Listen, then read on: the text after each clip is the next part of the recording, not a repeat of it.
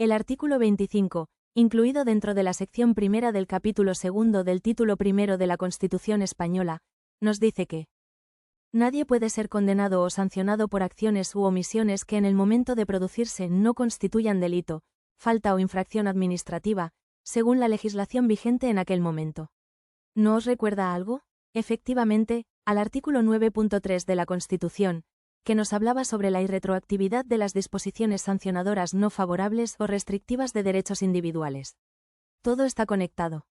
Seguimos con el punto 2. Las penas privativas de libertad y las medidas de seguridad estarán orientadas hacia la reeducación y reinserción social y no podrán consistir en trabajos forzados. El condenado a pena de prisión que estuviere cumpliendo la misma gozará de los derechos fundamentales de este capítulo, capítulo segundo Derechos y Libertades. A excepción de los que se vean expresamente limitados por el contenido del fallo condenatorio, el sentido de la pena y la ley penitenciaria. Por si os sirve, el fallo condenatorio va hacia la ley penitenciaria en un sentido, el de la pena. En todo caso, tendrá derecho a un trabajo remunerado y a los beneficios correspondientes de la seguridad social, así como al acceso a la cultura y al desarrollo integral de su personalidad. Por último, el punto 3 nos dice que la Administración civil no podrá imponer sanciones que, directa o subsidiariamente, impliquen privación de libertad. Es decir, que te podrán sacar los dineros, pero no te pueden meter en la cárcel. No lo han preguntado en los últimos años. Vamos a por uno cortito, el artículo 26, incluido dentro de la sección primera del capítulo segundo del título primero de la Constitución española. Nos dice que se prohíben los tribunales de honor en el ámbito de la administración civil y de las organizaciones profesionales. Esto significa que no se puede juzgar a alguien como si estuviéramos en el patio del colegio, basándose en opiniones, rumores o en si su comportamiento ha sido honorable o no. Solo sobreviven en el ámbito militar, y aún ahí, están muy regulados por ley para garantizar que respetan los derechos fundamentales. Recuerda, los tribunales de honor están prohibidos. No dice nada de tribunales de excepción. ¿Siempre están prohibidos? No, solo en el ámbito de la administración civil y de las organizaciones profesionales. No se ha preguntado en los últimos años. Empezamos el largo artículo 27, incluido dentro de la sección primera, del capítulo segundo, del título primero de la Constitución española. El punto primero nos dice que todos, hasta tu abuela que quiere aprender informática, tienen el derecho a la educación. Se reconoce la libertad de enseñanza. Significa que en España cada persona o institución tiene derecho a enseñar y a crear centros educativos, y que las familias pueden elegir la educación que quieren para sus hijos. En el punto 2 tenemos que la educación tendrá por objeto el pleno desarrollo de la personalidad humana en el respeto a los principios democráticos de convivencia y a los derechos y libertades fundamentales. Es decir, educar a los hijos para que no saquen los ojos al compañero que no le ha querido dejar el boli. El punto 3 nos dice que los poderes públicos garantizan el derecho que asiste a los padres para que sus hijos reciban la formación religiosa y moral que esté de acuerdo con sus propias convicciones, sean las que sean. Dejadme en los comentarios si pensáis que esto se aplica. En el punto 4 tenemos que la enseñanza básica es obligatoria y gratuita. De los 6 a los 16 años, de primaria hasta la educación secundaria obligatoria, todos los menores deben estar escolarizados. Y tiene que ser gratis.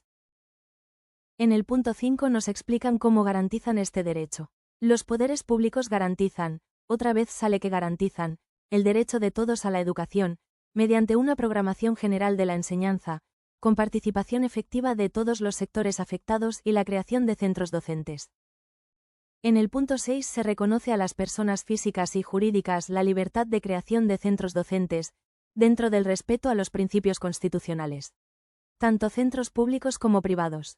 El punto 7 nos dice que los profesores, los padres y, en su caso, los alumnos, intervendrán en el control y gestión de todos los centros sostenidos por la Administración con fondos públicos, en los términos que la ley establezca. El punto 8 nos dice que los poderes públicos inspeccionarán y homologarán el sistema educativo para garantizar el cumplimiento de las leyes. Nos acercamos al fin. El punto 9 nos dice que los poderes públicos ayudarán a los centros docentes que reúnan los requisitos que la ley establezca. Por último, el punto 10 nos dice que se reconoce la autonomía de las universidades, en los términos que la ley establezca. Tienen libertad de cátedra, pero sin pasarnos. No se ha preguntado en los últimos años.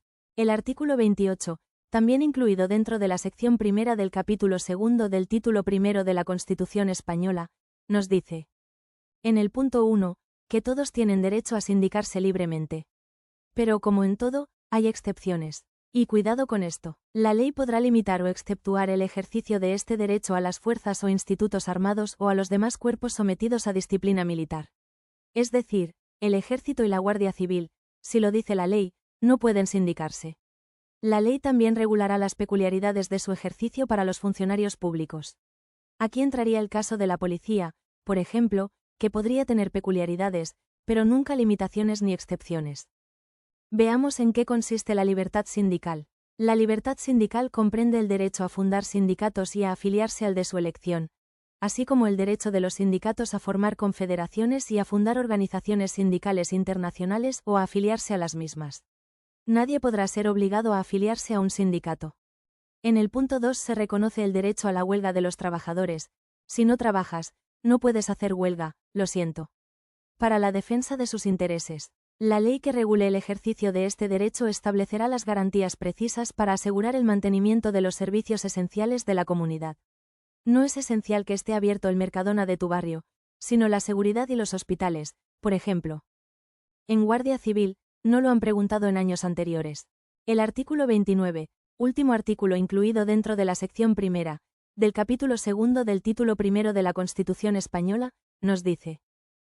En el punto 1, que todos los españoles, ojo, españoles, tendrán el derecho de petición.